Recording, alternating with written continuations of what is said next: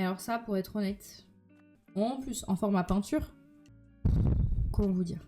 Voilà, je souffle. Voilà. Vous avez vu, bien entendu. L'hyper-réalisme, ça ne me touche pas. Mais alors vraiment pas. Genre pareil, ça ne me stimule pas.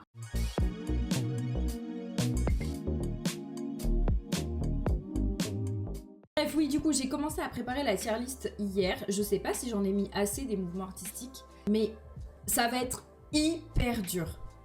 En fait, je me suis rendu compte que des tier lists, on pourrait en faire des centaines, parce que en fait, il y a tellement de mouvements artistiques depuis l'époque de la modernité, donc depuis vraiment la fin du 19e siècle jusqu'à aujourd'hui, que laisse tomber, en fait, il y a 1 milliard de trucs qu'on peut voir, et il y a plein de trucs qui se passent dans plein de pays. Là, pour la tier list, je me suis vraiment cantonnée à 1960 à 90 en fait. Je voulais faire des trucs jusqu'à nos jours, mais non. J'ai vraiment pris la période contemporaine. En fait, c'est hyper intéressant parce que c'est une période où tout se passe au même moment, mais il y a plein de mouvements différents au même moment. Et du coup, c'est ça que je trouve relativement passionnant aussi dans l'art contemporain, c'est que tous les mouvements cohabitent. Bref, et en faisant la tier list, je me suis dit, mais ça va être trop dur, comment il y a des mouvements. J'ai pris littéralement la période de l'art contemporain que je préfère le plus au monde. Donc comment je vais faire pour trier, comment je vais faire pour mettre des trucs genre... Mais en vrai, quelle idée de génie, parce que vraiment, je vous le dis, si ça vous plaît et si c'est cool, genre vraiment, on peut en refaire sur tellement de choses. Donc, j'imagine que le S, c'est vraiment le top extra, le top du top, et que le D, c'est le pire. Après, je pouvais changer, etc. Ensuite, là, vous avez tous les courants de l'art contemporain que je vous ai mis. Et en gros, là, on est vraiment entre les années 60 et 2000, on va dire. Et c'est un vrai bouleversement dans l'histoire de l'art après la guerre, en fait. Là, on arrive à une énorme rupture dans l'art contemporain et on a tous ces artistes qui vont vraiment aller dans ce qu'on appelle la contre-culture. Il y a un traumatisme de la guerre qui est très très fort. Il y a un espèce de déni et en même temps il se passe beaucoup de choses sur le plan technologique aussi dans ces années-là. Donc en fait c'est très bizarre. C'est des gens qui se retrouvent complètement traumatisés de la guerre et en même temps qui se retrouvent face à une évolution technologique de zinzin, à un espèce de développement démographique de fou parce que tout reprend.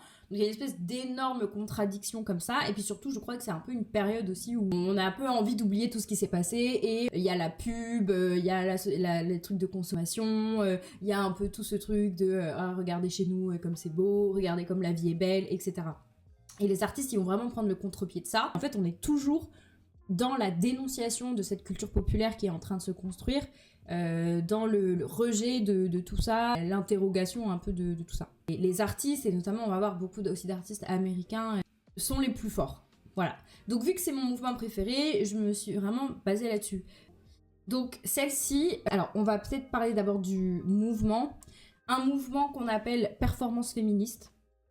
Donc c'est vraiment propre au mouvement féministe et aux femmes. Et là, je vous ai mis Ana Mendieta, qui est une artiste qui travaille énormément. Donc il y a beaucoup ce rapport au corps. Et elle travaille énormément au rapport à la terre. Il y a un peu toujours cette volonté de connecter à la terre, de laisser la trace de son corps à la terre. Mais en fait, pour moi, c'est un... En fait, je sais pas comment dire. Genre, c'est un mouvement qui est important pour l'histoire de l'art et qui est important pour l'histoire féministe.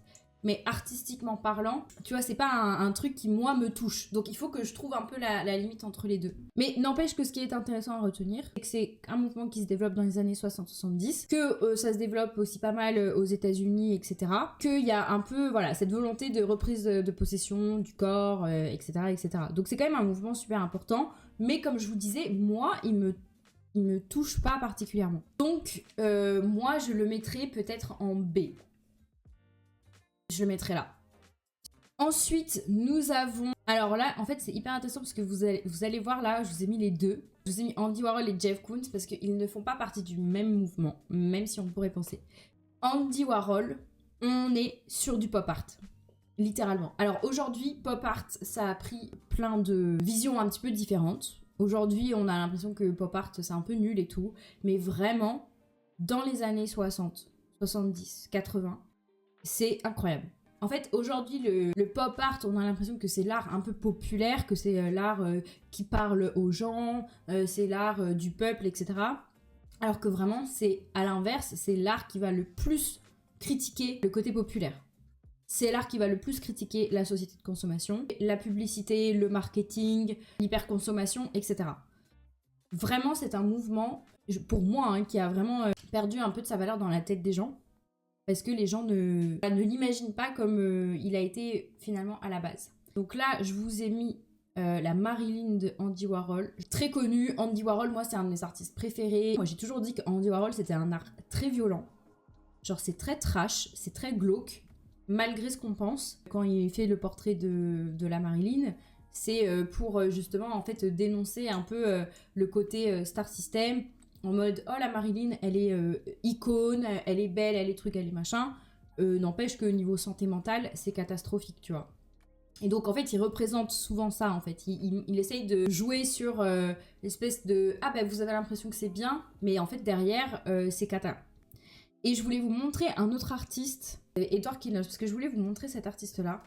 Parce que lui aussi, on dit qu'il fait partie du pop art. Et en fait, je trouvais ça intéressant de vous montrer que le pop art, c'est pas joyeux et franchement, loin de là.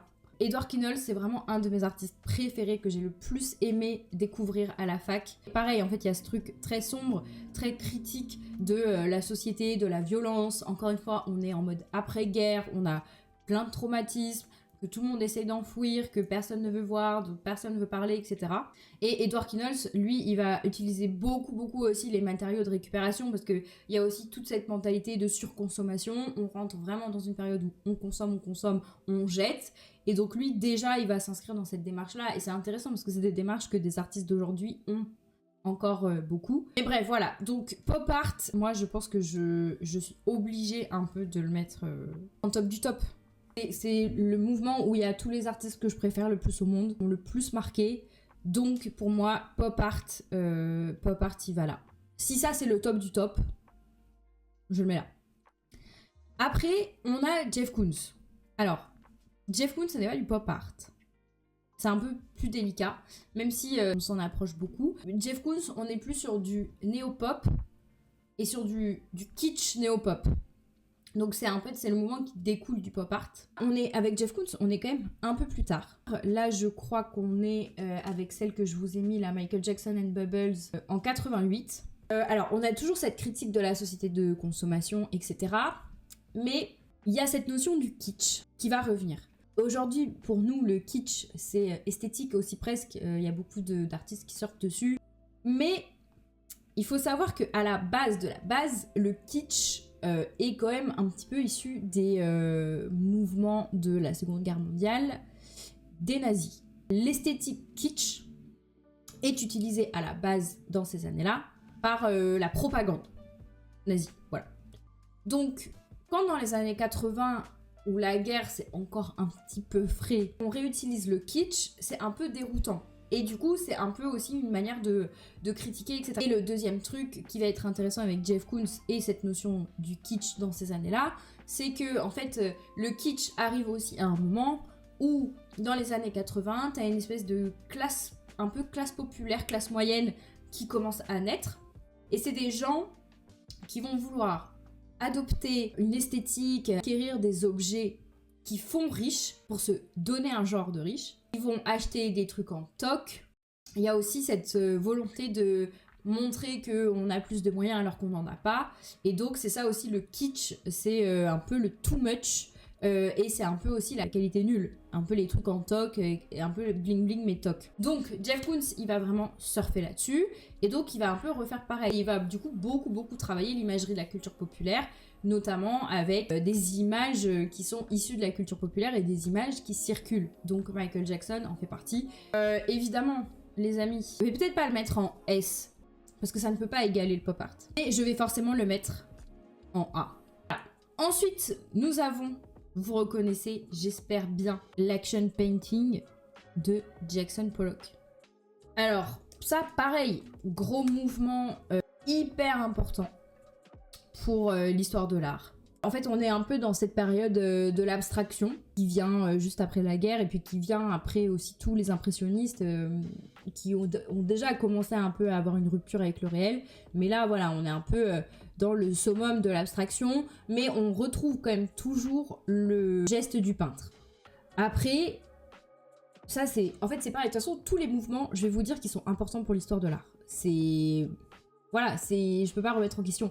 Mais en fait, ça me touche moins parce que c'est moins mon esthétique, parce que je trouve que ça fait un peu bazar.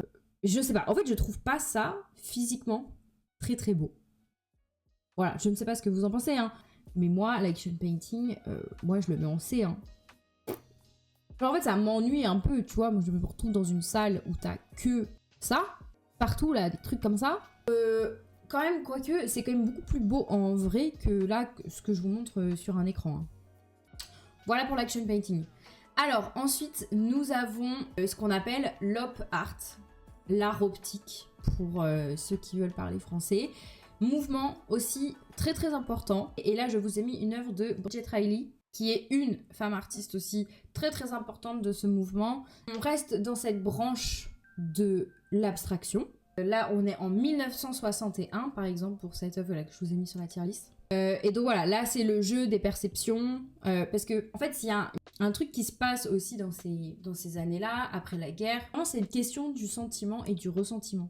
Il y a la question de comment on sent les choses via les émotions, donc le côté émotionnel, mais aussi comment on ressent les choses via notre perception. Donc, il y a aussi tout ce truc de jouer sur les émotions, mais aussi jouer sur le regard, sur le ressentiment physique. Voilà, c'est ça. T'as le ressentiment émotionnel et le ressentiment physique. Et donc, il y a beaucoup d'artistes qui jouent aussi avec la perception de l'œil, avec le rapport physique à l'œuvre. Qu'est-ce que ton corps ressent? Et donc là, dans l'op art, on est vraiment... Parce qu'il y a quelque chose qui visuellement se passe. Donc on peut ressentir une émotion... intime, voilà, en mode ah c'est beau, j'aime, ça me parle pas, mais il y a cette émotion physique qu'on est obligé de ressentir avec l'op art. Et puis c'est aussi une période où, comme je vous le disais, il y a pas mal d'avancées technologiques, il y a les premiers ordinateurs qui arrivent, il y a la télé, etc. Comment vous dire? Personnellement, c'est un peu comme du Jackson Pollock. En fait, moi, vous allez voir, tout ce qui est un petit peu abstrait, c'est pas ce qui me transcende. Voilà, ça me fait pas vibrer des masses. Donc moi, je le mettrai quand même en C. Ensuite, nous arrivons à un mouvement que j'adore. Et là, les gars, je vais le mettre en haut, celui-là. Je vais le mettre en haut. Nous sommes dans un mouvement que l'on appelle le nouveau réalisme et qui est un mouvement très français. Il y a tout un groupe d'artistes qui vont se réunir et qui vont un peu expérimenter plein de choses. On revient un peu à ces mêmes problématiques qu'on retrouve aussi pas mal aux États-Unis avec le pop art. En fait, le nouveau réalisme, c'est un peu notre pop art français, pour être honnête. Moi, je l'envisage un peu comme ça. Et donc, dans ce nouveau réalisme, nous avons Yves Klein. Et en fait, ce qui est super avec le nouveau réalisme, c'est qu'on a aussi toute une notion un peu de performance. En fait, ce qui est super intéressant dans cette période-là, vous savez un peu cette notion d'art total.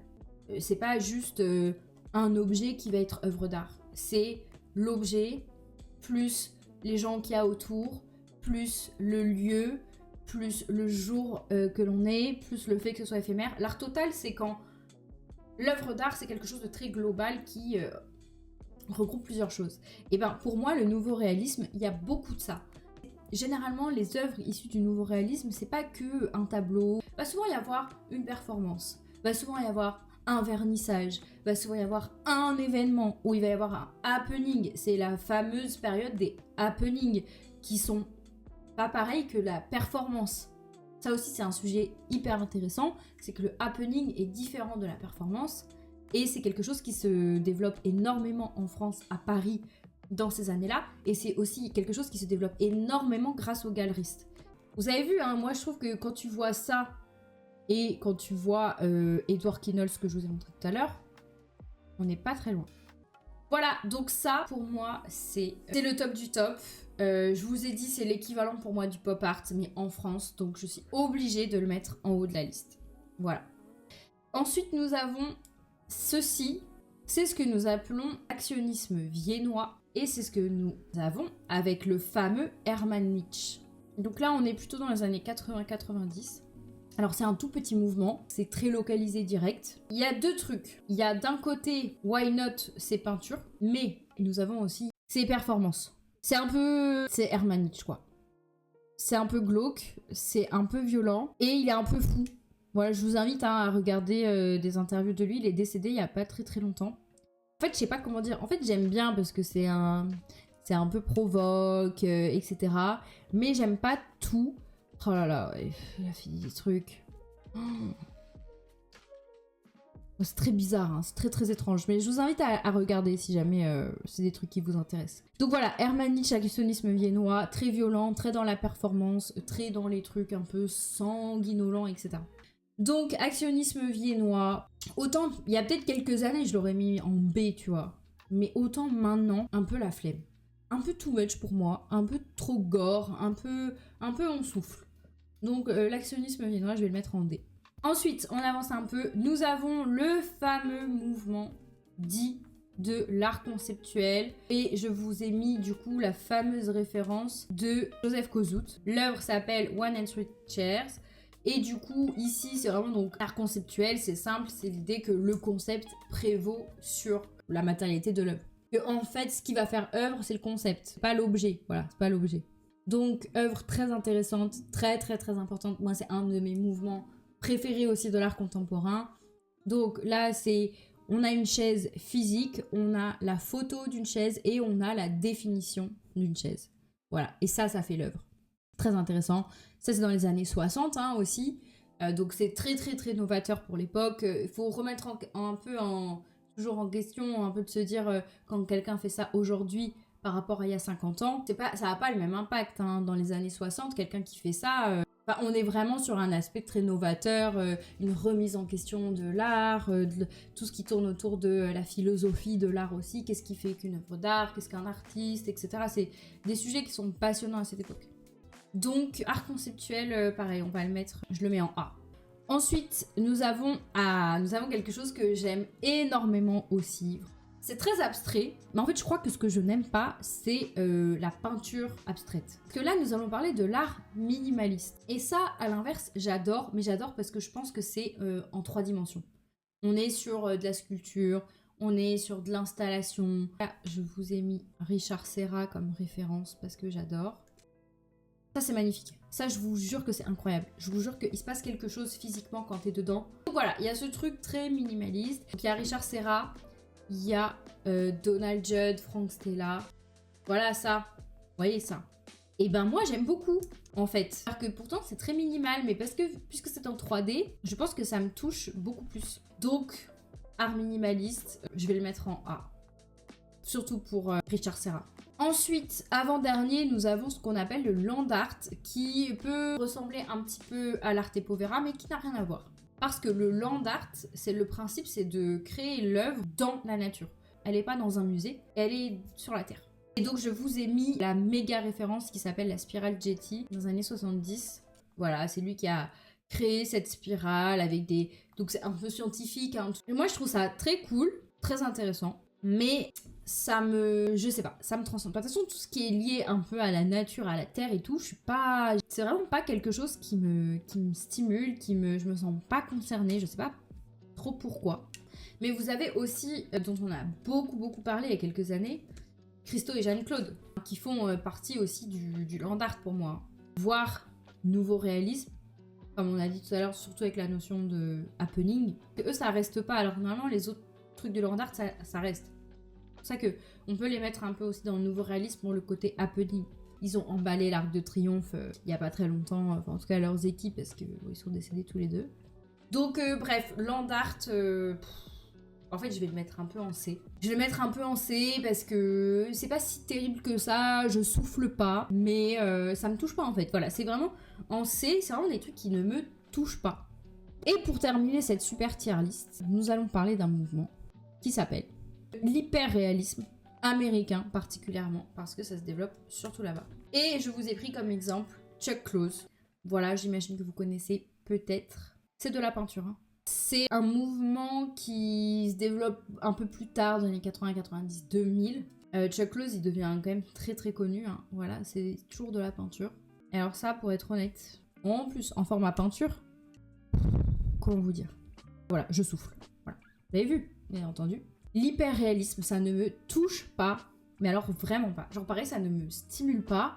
Moi, je suis pas du tout, de toute façon, vous l'avez compris, je suis pas du tout sujette au rapport technique des œuvres, à la qualité technique et tout. Donc moi, l'hyperréalisme, ça me touche absolument pas, encore moins en peinture parce que nous avons sinon quelqu'un d'autre dans ce mouvement-là qui est très connu, qui s'appelle Dwayne Hanson, qui là pour le coup me touche un peu plus, même si, enfin je sais pas, il y a un truc un peu has-been avec l'hyperréalisme, genre vraiment, voilà, je sais pas, ça me transcende pas, ça ne me bouscule pas. Je sais pas, il y a un truc pour moi qui dénote vraiment avec tout ce que j'aime dans l'art contemporain, qui est généralement plus conceptuel. Moi j'aime bien les trucs conceptuels, j'aime bien les trucs où tu creuses un peu la tête, quand on te donne pas tout de suite les réponses, tu vois. Et là c'est typiquement ça. Après voilà, ça reste quand même un mouvement important, je trouvais que c'était quand même bien de le mettre, puis encore une fois ça montre aussi toute la diversité esthétique de l'art contemporain, mais ce sera un D pour moi. Voilà ma petite tier list. Finalement, c'est plutôt bien réparti. J'avais peur de tout vouloir mettre en A. Mais en fait, quand je pense à ceux que j'aime vraiment le plus, qui sont pour moi les plus importants, les plus forts, bah après c'est plus facile de découler. On en a quand même que 2 petits en dernier. Ils sont vraiment, c'est ce que je vous dis, c'est vraiment les mouvements qui me font un peu souffler, tu vois. Je suis un peu là... N'empêche que tous ces mouvements-là, comme je vous l'ai dit, sont très importants pour l'histoire de l'art. Je vous ai vraiment pris la crème de la crème. Et que j'ai aussi fait ce classement de manière très très personnelle et selon ma sensibilité aussi. Donc voilà. Donc, bah, écoutez, je suis très contente de l'avoir fait. C'était très cool et je le dis toujours beaucoup. C'est quand même important de connaître l'histoire de l'art pour comprendre ce qui se fait aujourd'hui, pour comprendre aussi le travail des artistes d'aujourd'hui, pour aussi pouvoir comparer les choses, pour pouvoir se créer un œil, pour pouvoir se créer un propre goût, des propres avis, parce que c'est quand même toujours ce qu'on aime dans l'art, c'est qu'on est libre d'aimer et de ne pas aimer. Il n'y a pas de règle sur le côté sentimental. Et puis, ce que je trouvais intéressant, c'est aussi de bien rappeler que contrairement à avant, en fait, on est dans une même période, on est dans 40 années, et il y a tout ça qui se passe. C'est-à-dire que pendant qu'il y a Jeff Koons qui fait ça, il y a Yves Klein qui fait ses happenings, et il y a Nam June Paik qui fait des œuvres avec des vidéos. T'as Marc Rothko là qui nous fait 3 carrés sur une peinture. Donc c'est quand même ça qui est fascinant, et c'est pour ça que moi j'ai toujours préféré cette période de l'histoire de l'art, c'est parce qu'il y a une émulsion, il y a beaucoup d'avis qui vont dans le même sens ou qui vont dans le contresens, et il y a aussi vraiment toute une réflexion à cette époque de qu'est-ce que c'est qu'une œuvre d'art. Qu'est-ce que c'est qu'un artiste? Qu'est-ce qui est légitime d'être une œuvre d'art ou pas? Et c'est vraiment une période de réflexion, et c'est une période de... Je pense que c'est aussi la période où il y a le plus d'écrits sur la philosophie de l'art. Bon bah merci d'avoir assisté à ce petit cours historique d'art contemporain, les amis, j'espère que ça vous a plu. Hein. J'espère que vous avez appris plein de choses. Et je vous tiendrai au courant, de toute façon, s'il y a des expos, des actus qui parlent un petit peu de tout ça, je vous tiendrai au courant.